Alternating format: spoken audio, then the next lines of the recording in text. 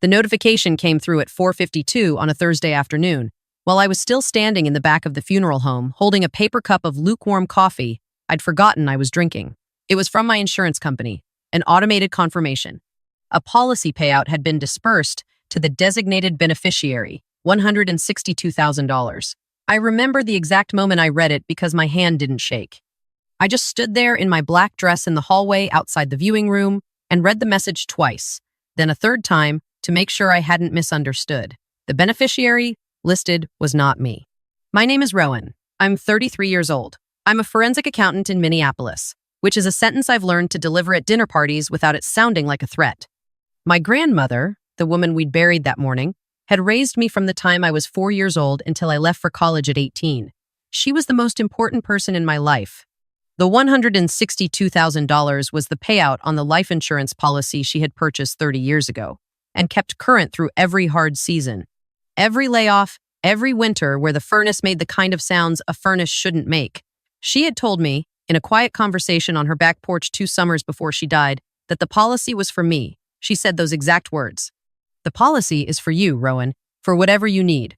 And on a Thursday afternoon in late October, while her obituary was still being printed in the local paper, somebody else had already collected it.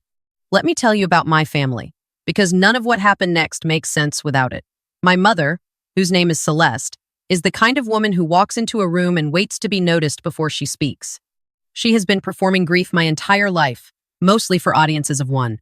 My father left when I was 4, and my mother dropped me off at my grandmother's farmhouse 2 weeks later with a duffel bag of clothes and a story about how she just needed a little time to get back on her feet. The time lasted 29 years. She visited on holidays. She called on birthdays when she remembered. She moved through 6 cities and 3 husbands and never once offered to take me back. My grandmother raised me instead. She taught me how to balance a checkbook when I was 9. She taught me how to drive a stick shift in the parking lot of the Lutheran church. She taught me that love is not something people say.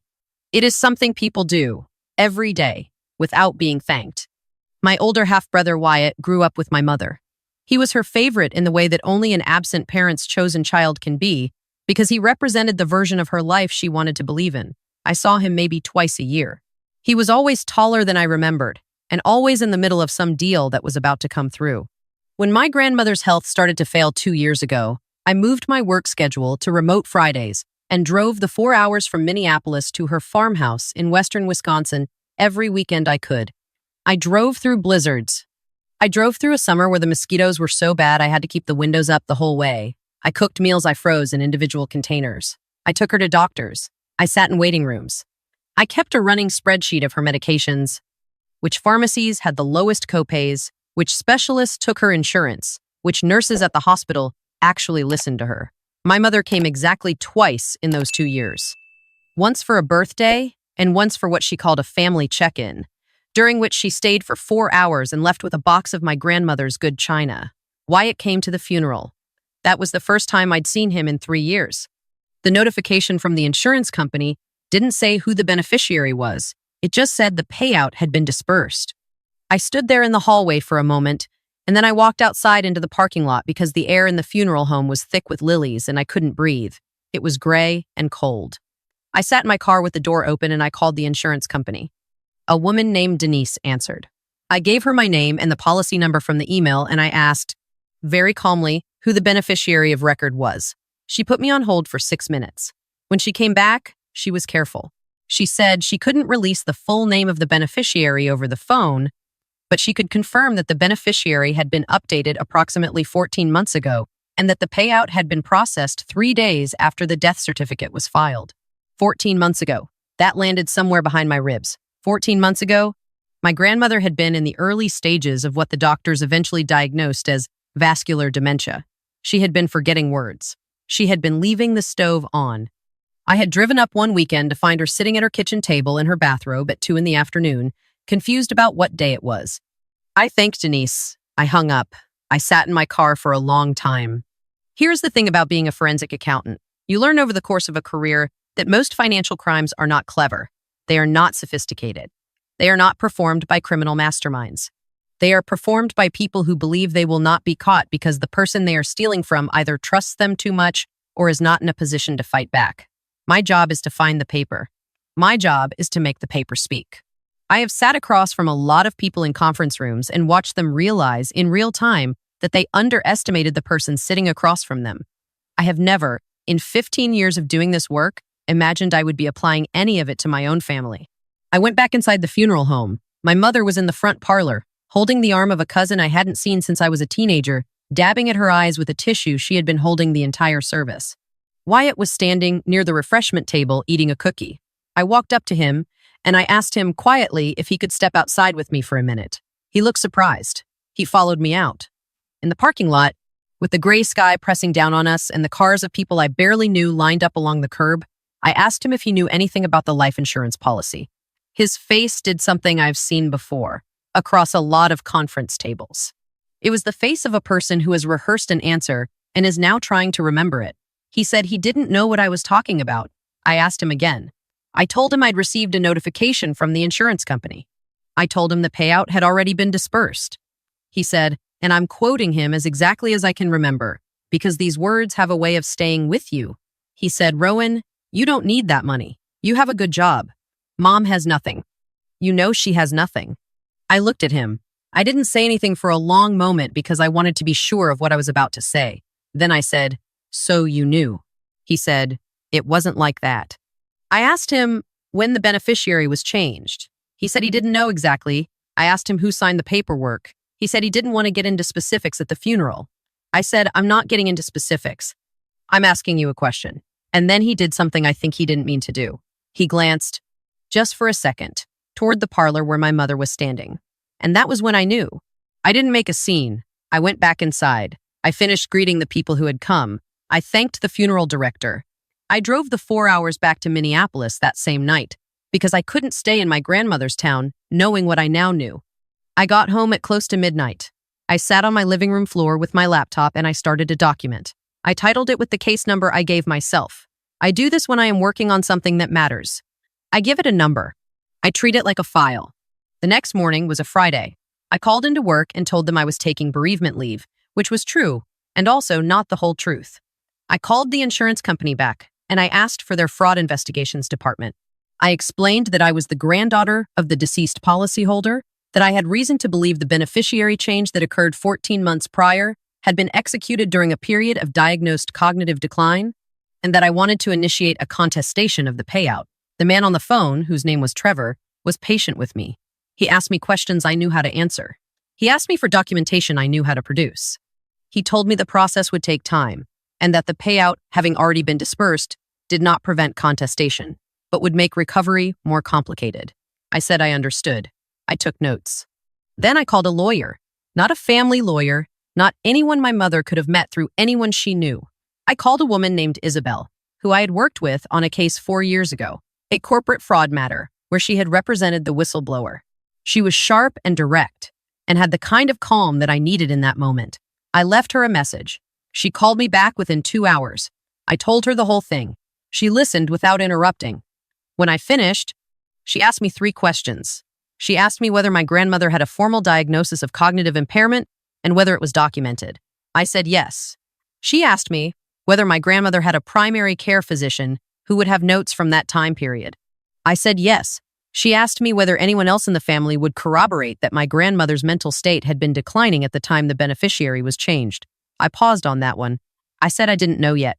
Isabel told me to start gathering records. She told me to write down everything I remembered about my grandmother's condition in the months leading up to the change. She told me not to contact my mother or my brother about any of it. She said the one thing I already knew, which was that from this point forward, anything I said to them could and likely would be used to shape a different story. I thanked her and I hung up and I started writing. Over the next 3 weeks, I became a full-time investigator of my own family. I pulled my grandmother's medical records. I contacted her primary care physician, a woman named Dr. Holloway who had known my grandmother for almost 20 years, and I requested her complete chart. I drove back to Wisconsin on a Saturday, and I spent the day going through my grandmother's filing cabinet in her back bedroom, which my mother had already started packing up but had not yet emptied. I found things. I found the original policy documents from 1994, which listed my name as the sole beneficiary. I found a copy of the beneficiary change form dated from 14 months ago.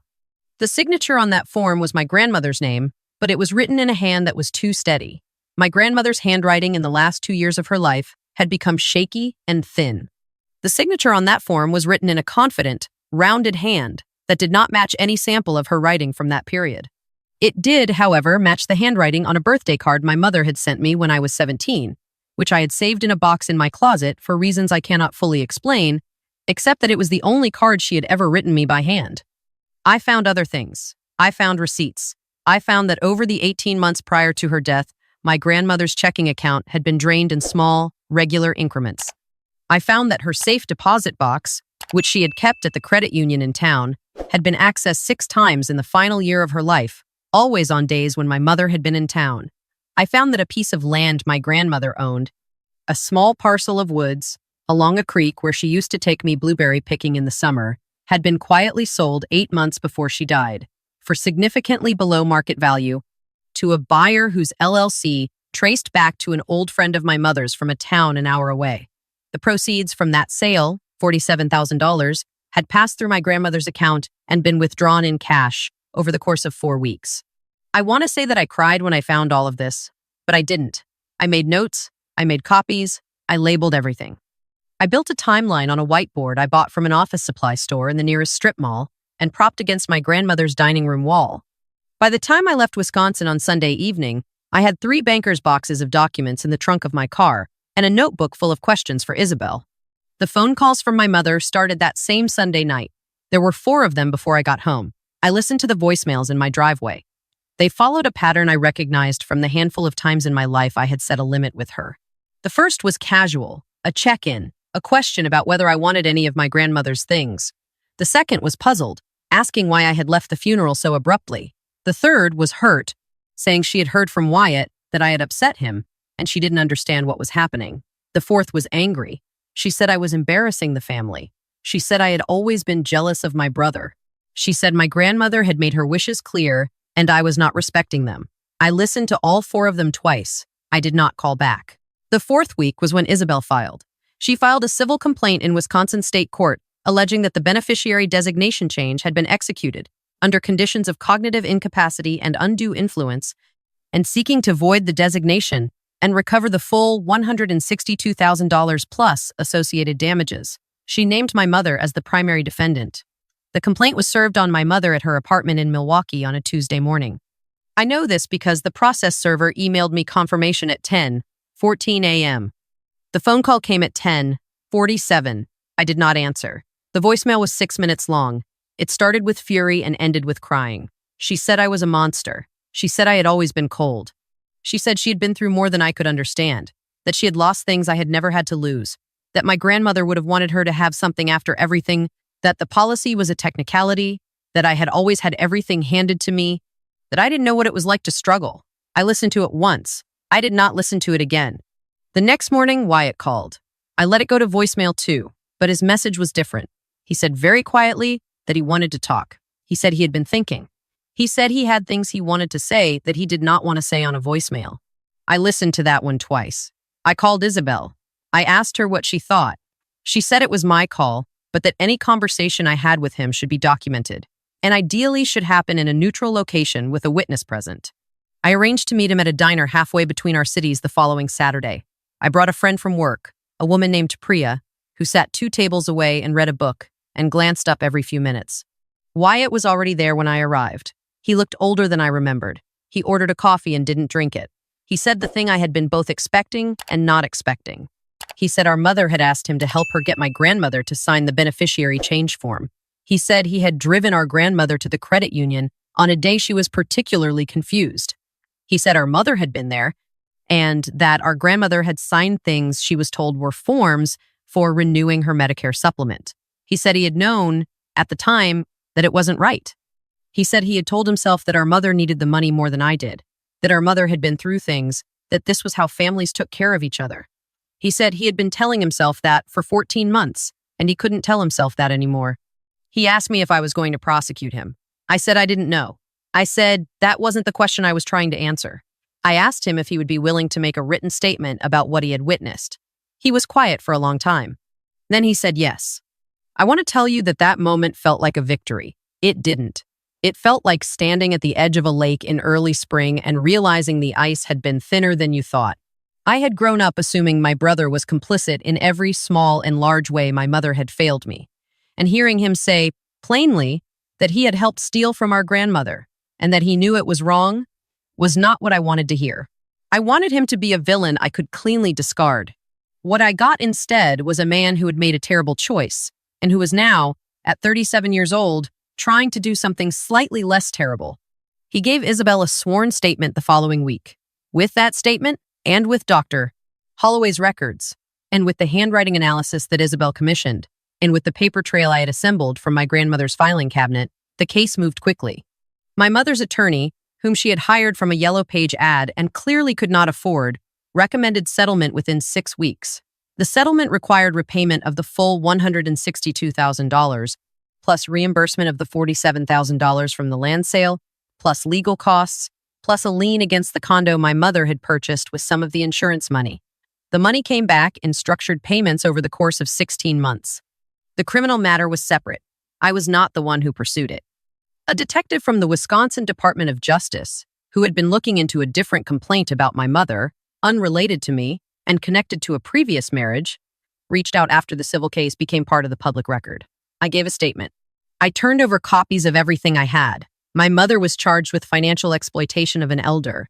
She pled to a lesser charge and received 2 years of supervised probation and a restitution order that covered the full amount already being paid through the civil settlement. Wyatt was not charged. His cooperation was part of the reason. I have complicated feelings about that, which I have decided I am allowed to have without resolving them. I did not go to the hearings. I had used all of my bereavement leave and all of my personal time, and I could not afford, emotionally or otherwise, to sit in a room and watch my mother perform whatever version of herself she was going to perform for the court. Isabel went. She told me afterward that my mother had cried a lot. She said it was effective in the sense that crying is always somewhat effective, and not effective in the sense that it did not change the judge's ruling. I want to tell you what I did with the money when it came back. I thought for a long time about what my grandmother would have wanted. I thought about her kitchen with the yellow linoleum floor that she had put in herself in 1987. I thought about the back porch, where we sat in the summer and she peeled apples into a bowl in her lap. I thought about her hands, which were always cold, and the way she would press them against my forehead when I was a child to check for fever. I did not buy a house with the money. I had thought about it for a while, and then I realized that a house I bought with that money would be a house I had bought with what my mother had tried to take. I didn't want to live in that every day. Instead, I put most of it into a scholarship fund at the small technical college in the town where my grandmother had lived her whole adult life. The scholarship is for women over 30 who are returning to school to study nursing or medical assisting or any of the healthcare fields that my grandmother had always said were the ones that mattered. The fund is named after her. I kept enough of the money to pay off the remainder of my student loans, which my grandmother had always been furious about on my behalf, and to take 2 weeks off work the following summer to drive across the country alone with no particular plan. I drove to the Pacific, I sat on a beach in Oregon, and I watched the sun set over the water, and I thought about her, and I did not feel the triumph I had maybe thought I would feel. I felt something quieter. I felt like something that had been held in a closed fist my whole life had finally been set on a table where I could look at it. I don't speak to my mother. It has been almost 2 years. She has tried to reach me 3 or 4 times, through different channels, usually around the holidays. I do not respond. I have been told, by people who like to tell me these things, that she has said various things about me to various relatives. I have decided that I do not need to know what she has said. I have also decided that I do not need to forgive her in any timeline that is not my own. Forgiveness, I have come to believe, is a thing you give yourself first, and then possibly other people if the circumstances warrant it. The circumstances so far have not warranted it. I speak to Wyatt sometimes, not often. He moved to a different state. He started going to a meeting for people with gambling problems, which turned out to be a thing he had, which I had not known. He sends me a text on my birthday. I send him one on his.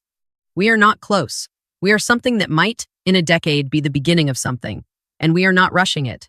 People ask me, because this story has circulated in ways I did not expect, whether I regret pursuing it. They ask whether I think I was too hard, whether I should have tried to work it out privately, whether the money was worth the relationship. I have thought about this. I want to be honest about my answer.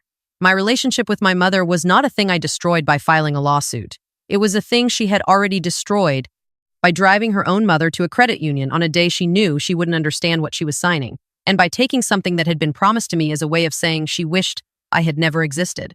The lawsuit was not the end of the relationship. It was the acknowledgement, finally, of what the relationship had always been. My grandmother used to tell me, when I was small and she was doing the dishes, and I was drying them with a towel that was older than I was, that love is not the same as loyalty, and loyalty is not the same as obedience. And you can tell a lot about a family by which of the three they ask you for. I didn't understand what she meant at the time. I understand now. I kept one thing from her house. It is a small wooden recipe box that sat on her kitchen counter for as long as I was alive. It has her handwriting on every card inside it, recipes for pies and stews and a cornbread that I have never been able to replicate exactly, though I try every fall. I keep the box on my own kitchen counter now. I open it sometimes when I am cooking. Her handwriting on those cards is steady and round and confident, the way it was for most of her life, before things got hard, before people who should have protected her instead stood at a counter at a credit union and held her hand while she signed something she did not understand. If you are watching this and any part of it feels familiar, the family that treats your career like a community bank, the mother who calls herself a martyr, the relative who has been quietly deciding for years that you will be the one asked to absorb the consequences of their choices, I want you to hear this clearly. You are allowed to document what is happening to you. You are allowed to make phone calls from a parked car. You are allowed to choose a lawyer whose name no one in your family has ever heard. You are allowed to put a boundary between yourself and the people who were supposed to love you. And you are allowed to keep that boundary even when they cry, even when they call you cold, even when they send messages at Christmas that are designed to make you feel like the bad one. The people who are supposed to love you are not allowed to take from you. And when they do, and when you fight back, and when you win, that is not revenge. That is not bitterness. That is not you becoming the kind of person they always said you were. That is you, finally, becoming the kind of person your grandmother, or your aunt, or your neighbor, or whoever the person was who actually loved you, always knew you could be. I think she would be proud. I think she is. I keep the recipe box on the counter where I can see it, and I keep going to work, and I keep living a life that belongs to me, and that is the only inheritance, in the end, that matters.